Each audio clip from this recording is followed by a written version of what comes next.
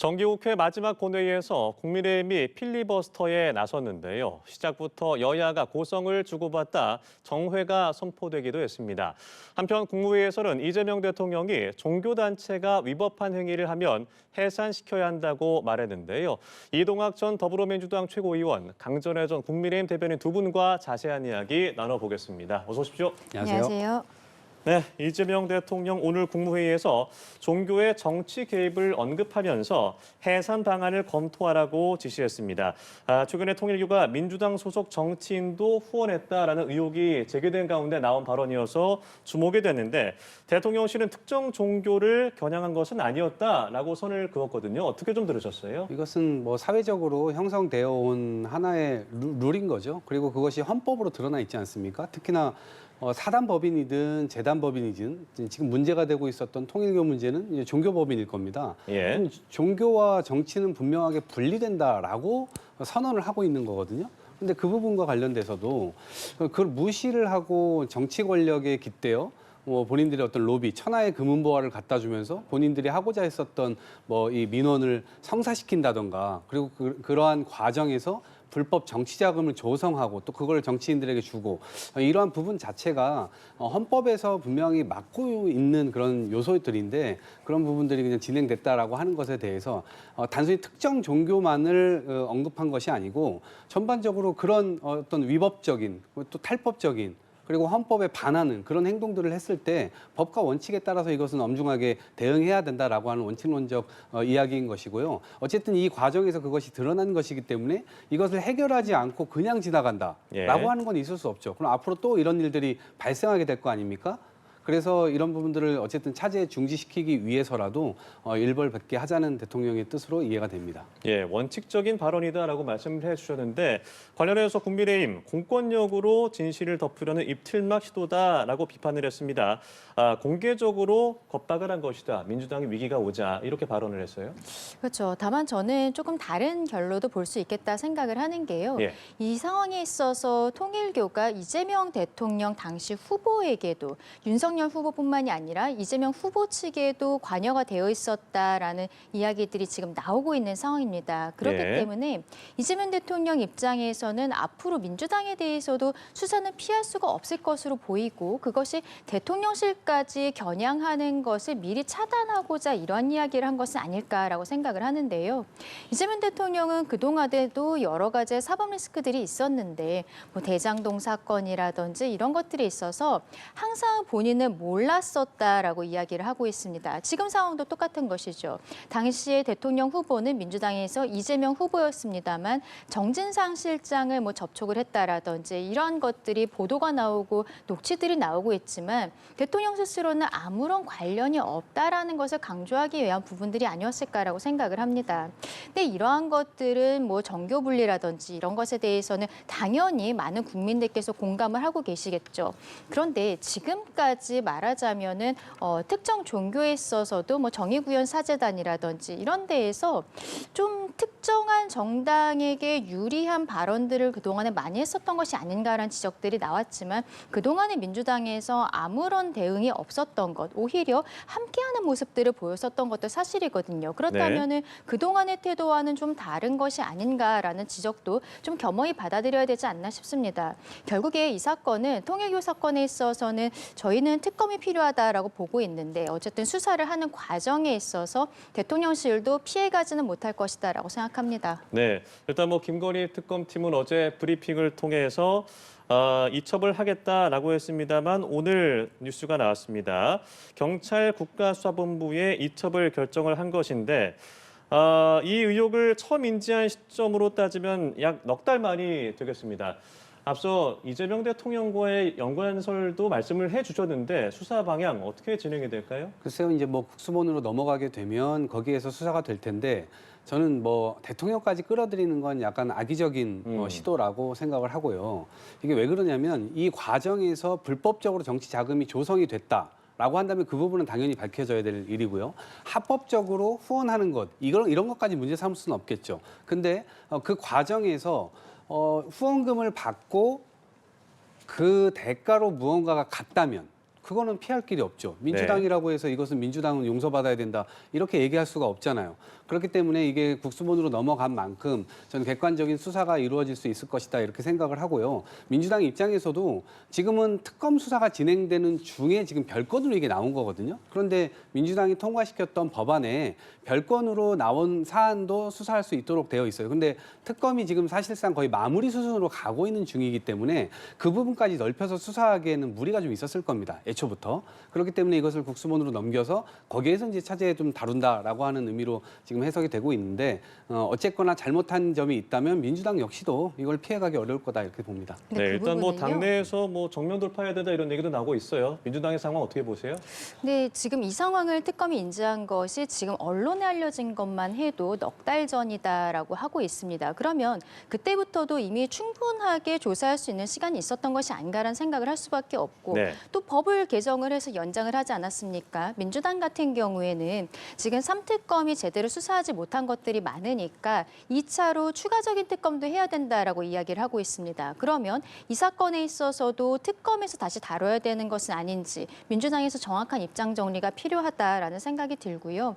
이 지금 나오고 있는 진술들을 보면은요, 윤석열 전 대통령의 후보 시절 이전에, 그러니까 문재인 정권 시절에는 통일교가 오히려 민주당과 더 가까웠다라는 이야기를 하고 있고, 그때 어떠한 금품들을 전달했던 사람들도 지금 특정이 되면서 하나씩 언론에 보도가 되고 있는 상황입니다. 네. 이런 것들에 있어서 민주당은 뭐 내부적으로도 조사를 해봐야 된다라는 이야기들도 나오고 있습니다만 이것을 믿을 수 있는 국민들은 전혀 없겠죠. 그리고 어떻게 보면은 특검이 수사할 수 있는 범위가 인지하는 사건들도 다 할 수 있었기 때문에 지금 뭐 김건희 여사 관련하지 않은 것들도 특검에서 탈탈 털고 있는 것 아니겠습니까? 근데 4달 동안 이게 언론에 보도가 되지 않았다면 과연 수면 위로 올라왔을까? 이런 부분들도 의심이 든다는 것이죠.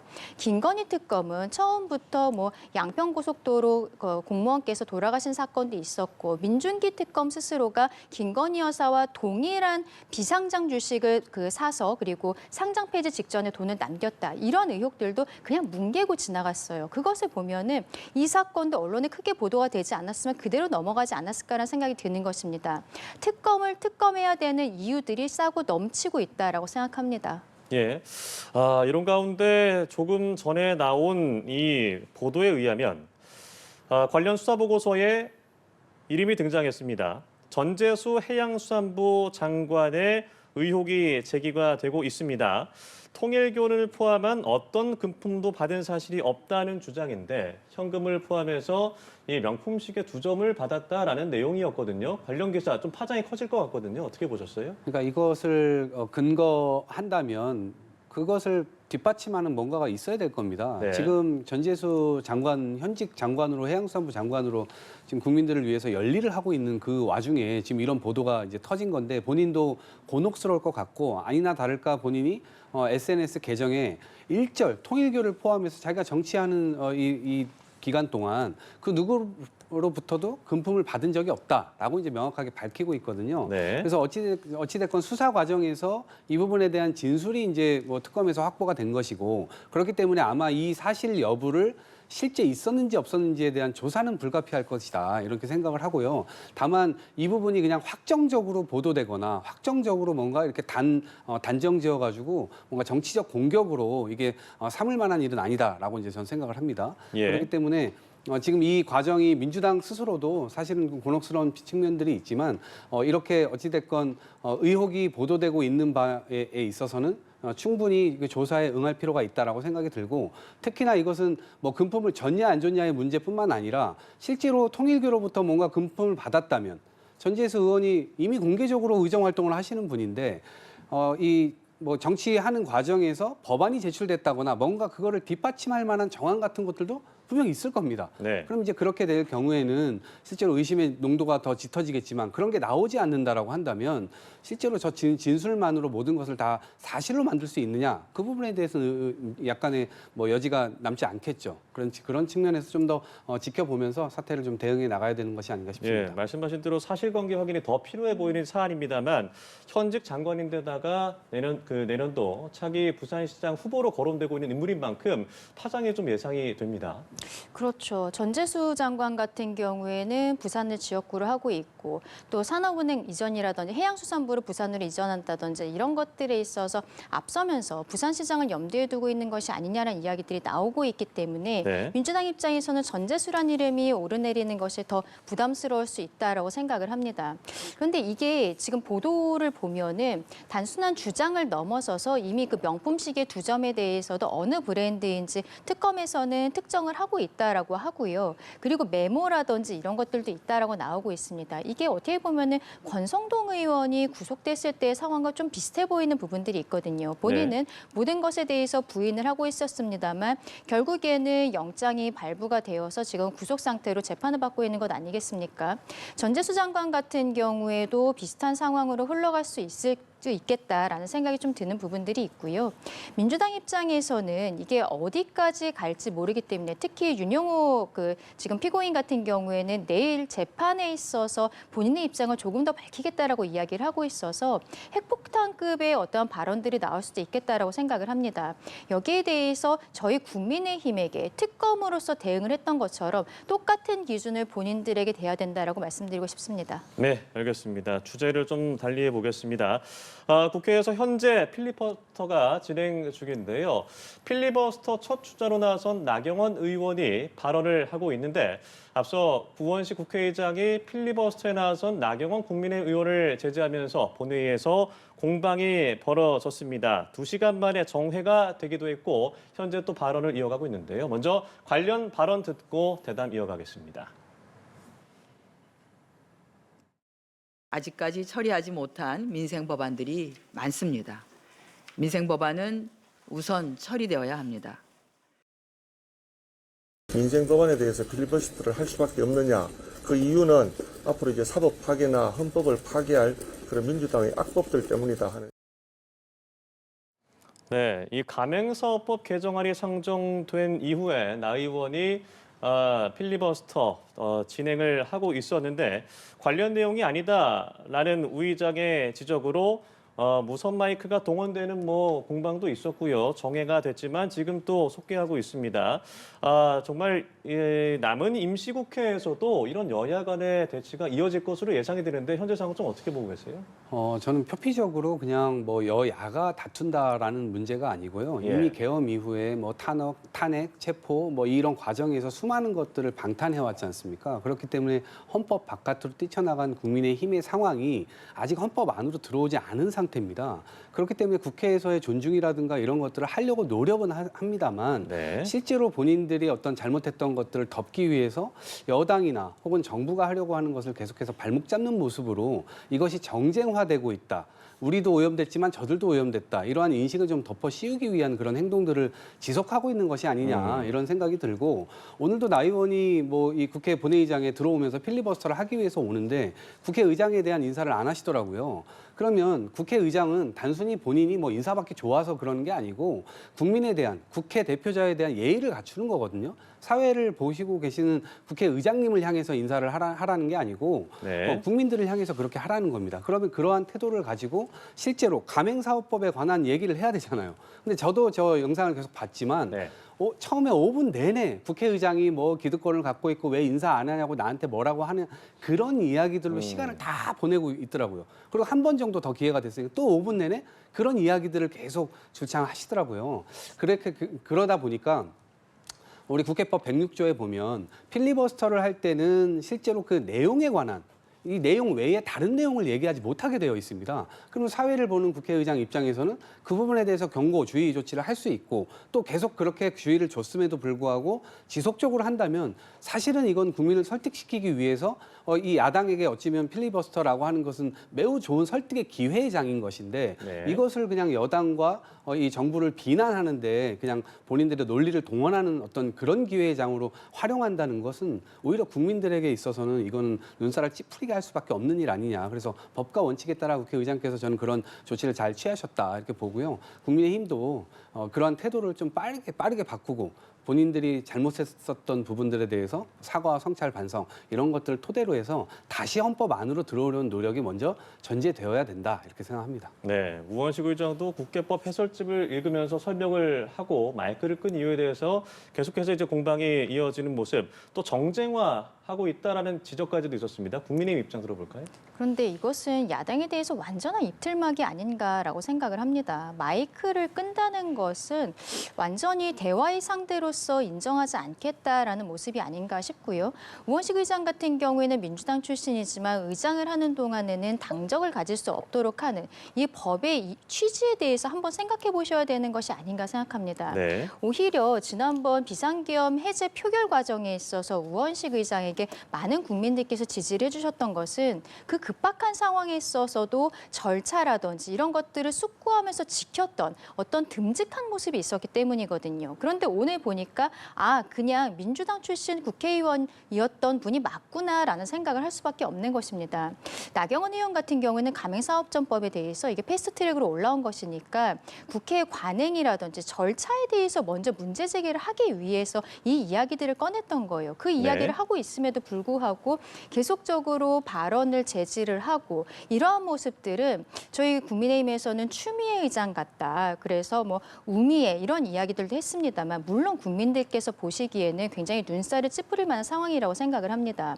그런데 최근에 필리버스터 전국을 생각을 해보면은요. 저희 국민의 입장에서는 소수 야당으로서 국민들께 말씀드릴 수 있는 거의 유일한 기회예요.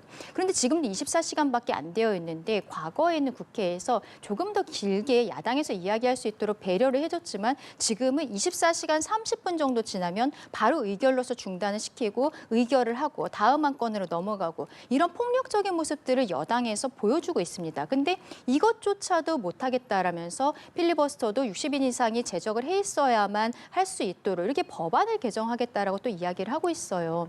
서로 여야가 대치를 하고 있습니다만 대화를 할 수 있는 장, 이야기를 할 수 있는 장 정도는 열어줘야 되는 것이 아닌가. 네. 입틀막 정부다, 입틀막 여당이다라고 말씀드리고 싶습니다. 예, 두 분 의견도 이렇게 뜨거운 만큼 이번 임시국회에서도 여야 공방은 계속 이어질 것으로 보입니다. 한편 이재명 대통령 정원호 성동구청장을 SNS를 통해서 콕 집어 공개 칭찬하면서 정치권이 술렁이고 있습니다. 관련 발언 듣고 오겠습니다. 좀 우아스럽기도 하고 좀 당혹스러운 게 뭐 솔직한 마음 아니겠습니까? 결과적으로 이제 물론 정원호 구청장이 여러 가지 혜택을 받은 건 사실이고 그러니까요. 뭐 인간적으로 부럽긴 하지만 네, 박홍근 전 더불어민주당 원내대표, 이 서울시장 후보군으로 거론되는 인물인데 내심 뭐 부러움, 뭐 아쉬움을 내비친 것 같기도 해요. 이재명 대통령이 정원구 성동구청장 콕 집어서 이 만족도라고 해야 될까요? 구정 만족도, 높은 만족도를 보인 그 기사를 공유하면서 야권에서도 선거 개입이다 비판이 있었고요. 좀 어떻게 보고 계십니까? 정원호 구청장의 경우는 아마 서울 시민분들도 좀 생소하실 수도 있습니다. 예. 그리고 지금까지 삼선 구청장을 하면서 압도적인 행정의 어떤 달인이다라고 하는 별명이 붙을 만큼 그 성동 구민들은 이미 이 알만한 사람들은 다 아는, 그리고 심지어 주변에 있는 사람들도 저 사람은 우리 구로 내려와서 구청장을 시키고 싶다라고 하는 이제 논평들이 많았는데, 아마 이재명 대통령도 성남시장 출신으로서 구민들과 시민들과 아주 가깝게 소통을 했잖아요. 그래서 네. 예를 들면 보도블록 깨졌어요, 뭐 신호기 고장났어요, 이런 것들도 SNS를 통해서 직접 다 소통을 했단 말이에요. 근데 정원호 구청장 역시도 지금까지도 무언가 일이 발생되면 다이렉트 번호로 받습니다. 그래갖고 모든 민원들을 24시간, 48시간에 이런 원칙들을 정해놓고 그런 것들을 해결해 줍니다. 그렇기 때문에 구민 입장에서는 정치인과 원래 거리가 굉장히 먼 듯한 느낌, 연예인을 보는 듯한 느낌으로 나와 상관없는 사람 이렇게 인식을 하기 일수인데, 정원호 구청장의 경우는 시민과의 거리가 굉장히 적은 거예요. 그러니까 그런 측면에서의 평가를 받고 있는 것 같고, 그러한 행정력을 바탕으로 성과를 내다 보니까 서울 시민들에게 한번 앞으로 이 성과를 가지고 한번 다시 한번 평가를 좀 받아봐도 되는 것 아닌가 이러한 움직임들이 좀 꿈틀대고 있는 거거든요. 아마도 그 지점에서 대통령께서도 좀 주목을 하셨던 것이 아닌가 싶고요. 네. 야당에서는 이것을 뭐 이게 선거 개입 아니냐 이제 얘기를 하시는데 실제로 엊그저께 폭설이 왔을 때 그것을 잘 또 대응해냈고 그것에 대한 성과가 어찌됐건 국민들 속에서 굉장히 많이 회자가 되고 있기 때문에 네. 다른 구청장이나 다른 기초단체의 어떤 이 지방정부에서도 벤치마킹 할 것들은 벤치마킹 하면서 국민들에게 좋은 서비스를 주는 그러한 행정과 정치로 나아가야 된다. 이런 계기를 좀 만드는 게 어떨까 싶습니다. 예. 말씀하신 대로 사실 정원호 구청장이 인지도가 사실 그렇게 높지 않은 상황인 만큼 이번을 계기로 체급이 높아지는 수순이 될 것인지 모르겠습니다만 오세훈 서울시장도 관련 질문을 받고 이례적으로 좀 칭찬의 말을 하기도 했습니다. 이 부분은 좀 어떻게 보셨어요? 근데 오세훈 시장 같은 경우에는 정원호 구청장에 대해서 잘 아는 사이까지는 아니신 것으로 보이는데 네. 말하자면 이제 그 한강 버스와 관련해서 지금 거물 정치인들이 서울시장으로 나오겠다고 한 분들은 좀 일률적으로 비판하는 목소리들이 있었어요. 그런데 한강 버스라는 것은 조금 시간을 두고 보면은 더 좋아질 수 있는 사업인데 여기에 대해서 아쉽다. 그런데 정원우 구청장 같은 경우에는 조금 더 호의적으로 봐주더라라는 이야기를 하면서 서로 간에 약간 호의적인 대화들을 한 것이 아닌가 생각합니다. 네. 결국 오세훈 시장도 본인의 사업을 이야기하는 과정에서 그 이름이 언급이 되었다라고 생각을 해야 될 것 같은데요. 이재명 대통령이 그렇다면 왜 그 지금 현직 구청장에 대한 이름을 이야기한 것인가를 생각해 보면은 1인 1표제가 이번에 부결이 되면서 명청 갈등에 있어서 이번에는 명의 1승을 했다라는 평들이 나오고 있는 것 아니겠습니까? 이번 지방선거에 있어서도 결국에는 원래 당대표가 공천이라든지 관리를 다 하는 총책임자가 되지만 당내에서 이재명이라는 대통령이 가지고 있는 입지가 아직 살아있다라는 것을 보여주려는 어떤 언급이 아니었나 싶습니다. 또 지금 이 정구청장 같은 경우에는 임종석 전 비서실장의 보좌관 출신으로 그 같은 성동구에서 구청장을 해왔던 것이기 때문에 네. 어떻게 보면은 친문 세력에게 손을 내밀고 있는 것이 아닌가라는 생각도 드는데요. 결국 이재명 대통령이 아무 일 없이 이러한 이름을 언급했다라기보다는 민주당 내의 계파 갈등 이런 것들 때문에 이름을 언급한 것이 아닌가 생각합니다. 네, 알겠습니다. 오늘 두 분 말씀은 여기까지 들어보도록 하겠습니다. 지금까지 이동학 전 더불어민주당 최고위원, 강전혜 전 국민의힘 대변인 두 분과 자세한 이야기 나눠봤습니다. 고맙습니다.